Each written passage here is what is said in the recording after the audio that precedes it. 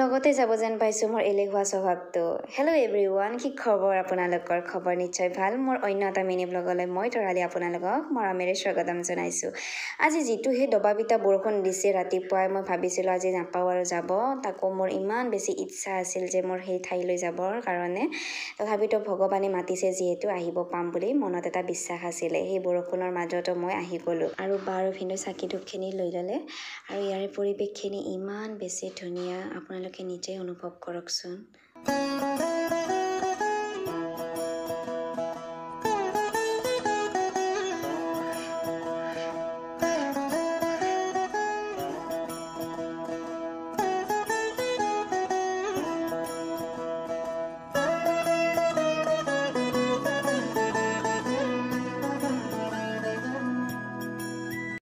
মথুৰাপুৰ মন্দিৰৰ চাৰিওফালৰ পৰিৱেশটো গছবোৰে ধুনীয়াকৈ আৱৰি ৰাখিছে।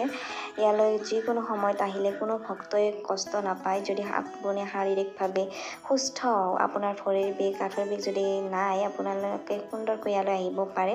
আৰু এটা কথা মই বিশ্বাস কৰোঁ যে ভগৱানে যদি আপোনাক মাতে, আপোনাৰ কোনো সমস্যাৰ সন্মুখীন হ'ব নিদিয়ে তেখেতে, আৰু আপোনাক যেনেকৈ নহওক তেখেতো তালৈ মাতি আনিবই।